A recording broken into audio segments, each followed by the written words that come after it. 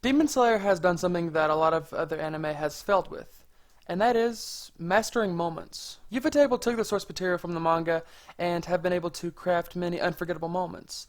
And I want to specifically talk about 5 moments in the anime and express what I'm talking about. But first, I want to discuss what it means to master moments. Mastering moments is extremely difficult to do in any medium. In most anime, there's some sort of build-up, and it leads to a part of the show where there's some sort of payoff, whether it be visual, emotional, or anything like that.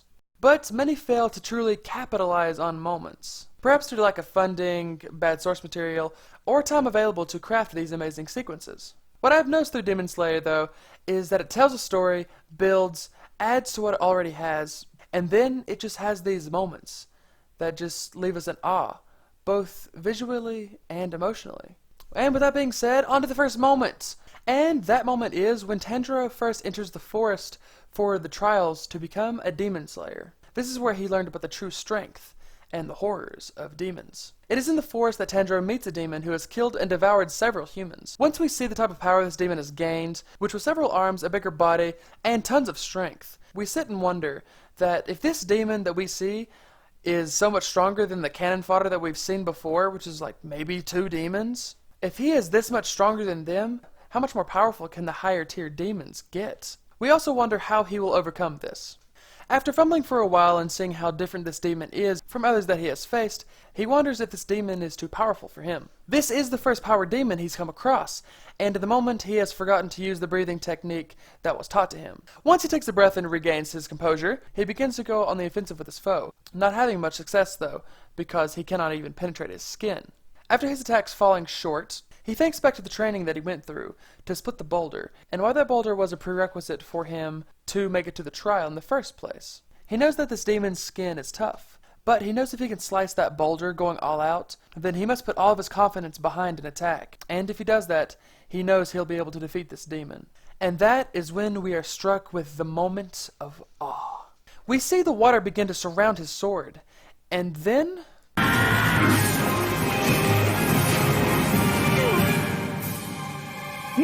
After killing this demon, we also see Tanjiro show something to this demon that we've kind of seen before, and it was kindness in the demon's final moments. We see that he sees demons as these tragic creatures, but he doesn't shy away from his duty as a demon slayer, something we see time and time again. He meets any and all demon opponents who have killed humans before, with the intent to kill them. But after he's defeated them, he doesn't disrespect them, because he knows that they were once human. In their final moments, they flash back to their days as a human, times in their life that made them happy or sad. It is a sort of kindness that we see after several fights, and it helps us get a better sense of his character, who Tanjiro truly is. This is the first time that we see the water-breathing techniques in action, and Demon Slayer takes what it used in this episode and continues it down the line, battling many other demons, and even using the water-breathing techniques in unique ways that we might have not even thought of.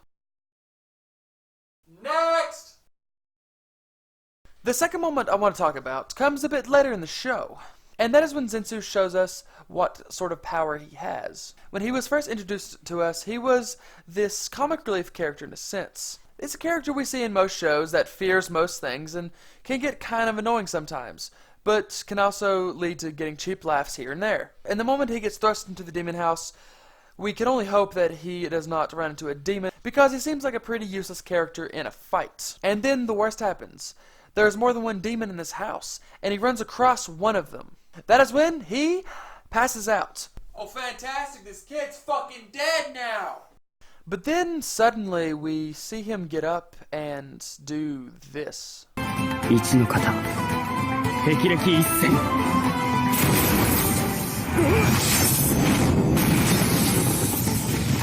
This moment of him getting up silently, with his eyes closed, and unleashing this one-shot attack on a demon, went against our initial impression of him. He just absolutely exploded, suddenly, and took the demon out instantly. He didn't even have a chance to put up a fight. And I want to talk about another moment that he is in. The second and third moment kind of go together because they involve the same character. Surprise, number 3 is Zensu once again. This moment is when Zensu was fighting the Spider-Man in the forest. This is the second time we see him pass out and unleash his ability. I was very surprised when this moment came around because I figured since we saw him do this before, we'd be used to it because we knew what he wanted to do, what he was going to do. And I was afraid that the second time around wouldn't be as impactful or as good. I was happy to see that I was wrong. The shift from his regular goofy crybaby self to when he is passed out are polar opposites. One isn't confident in himself at all. He is terrified of everything. But the other is totally locked in, ready to unleash the only attack that he knows how to. And completely silent for the most part, other than him muttering his attack. As all anime characters do, because if you don't yell the name of your attack, how is anyone supposed to know that it is your special attack? Like, come on, guys. The moment he is loading up his attack, while dodging the Spider Demon's attacks, is met with suspense, and the enemy is constantly underestimating him, laughing at how Zensu only knows how to use one attack. Then we see Zensu's past, his days of training with his teacher. We saw that they would drill and drill every day, so it would be impossible for him to not know some sort of fighting. When he passes out, he shows all of the training that he went through, subconsciously using everything that he was taught, and he loads everything up to use one very powerful attack. 空気が揺れる雷の呼吸水の型霹靂一閃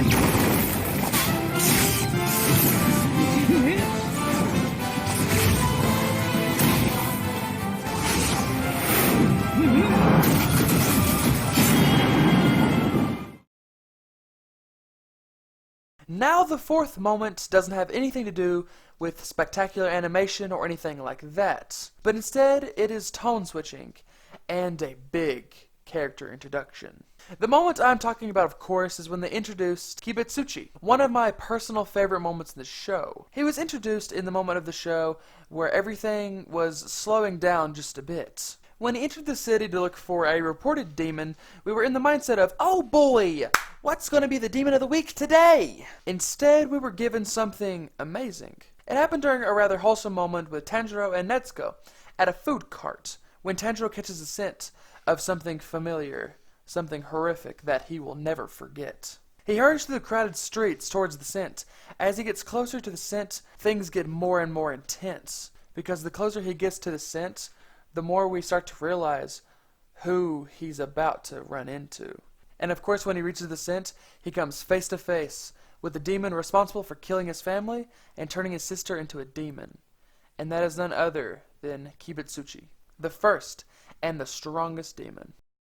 He looked like any other ordinary pale person, unlike any other demon we've seen before. And something Ufotable did so well was that they gave this character insane screen presence. The moment of tension he had with Tanjiro was brief, but showed what he was trying to do in a small sense. He was trying to blend in with humans so that he wouldn't be found. When he sends his family off and goes into a back alley, we see more of this intense pressure as these guys walk past him and one of them bumps into him.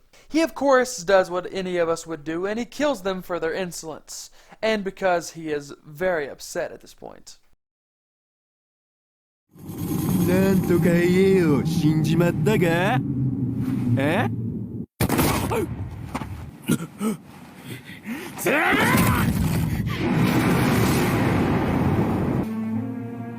私の顔色は悪く見えるか？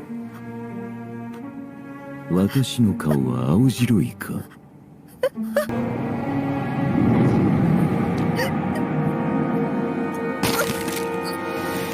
We can see that he is incredibly annoyed that Tanjiro was able to recognize that he was a demon. He has done so much to ensure that the demon slayers never knew where he was or what he looks like. But now there is someone who knows. A human, a demon slayer no less, who knows. From these small, brief moments, we instantly get the feeling that he is truly terrifying. Especially when he sends his two demon lackeys after Tanjiro immediately, and he gives them some of his blood. This shows that the demons who feast on his blood get some sort of boost off of it. He wasn't on the screen for very long, but his introduction was certainly one to be remembered. This moment also showed us that the show is able to switch atmospheres in an instant, being relaxed one second and then intense in the next. The two moments I mentioned before this one, the ones with Zensu, is an example of them using this very moment later on to help them, being able to switch atmospheres whenever they want to. Overall, it is my second favorite moment in the anime. And now, on to the last moment that I want to talk about. It is obvious which one it is. It is the most visually stunning, and it pulls the series together. And that moment is Little Nezuko! This is by far and unarguably the greatest moment in the anime, when she suddenly shrinks down into Little Nezuko. Yes, she's done this before to get into the basket and to get into her little box, but we've never seen her run like this. Since the first episode, this was what it all led to. This moment right here, nothing else. The show has peaked with Little Nezuko. Thank you very much. Episode over. Kidding, of course. The real moment I want to talk about is when Tanjiro and Nezuko are fighting the Lower Moon 5. In this fight, Tanjiro is obviously completely outmatched. If Ryu, the demon, wanted to kill him, he could have at any point in time. He mentions it several times during the fight, that he simply wanted to toy with him and make him suffer for speaking down to him the way he did earlier, showing that this demon who looks like a child has a sadistic, twisted nature. And the beginning to the greatest part in this anime thus far was when Tanjiro had his back to the wall. His sword had broke earlier in the fight, and things were not looking good. From here, Tanjiro does the only thing he can, and he builds up momentum with one of his water-breathing attacks, as a last-ditch effort to survive and to try to kill this demon. In the end, though, he was trapped, surrounded by Ryu's blood arts. And then suddenly here, Tanjiro has a flashback to when he was young, and his father was dancing and teaching him a breathing technique, as we know now. Being so young, Tanjiro most likely had forgotten this, and as a child, he didn't understand what his dad was actually trying to teach him. We see this nice little moment of his dad dancing by himself in the snow. Again, visually amazing, until they pull us back to the fight. When we come back from the flashback, we see that Tanjiro's water-breathing technique suddenly bursts into a flame, and Tanjiro continues his attack with his newfound strength, catching Ryu completely off guard. Coming right off the heels of Tanjiro approaching Ryu to try to deal the final blow, we suddenly jump to Nezuko, and we see that something happens to her. She sees her mother, and her mother tells her that she must help and protect her brother. We see her strung up as she was before, and she awakens, straining to reach out her hand to cast a blood arts. Mind you, this is the first time we see her do this, and the combination of these two attacks just explode on the screen. And with the combination of both Tanjiro and Nezuko, he is finally able to reach Ryu.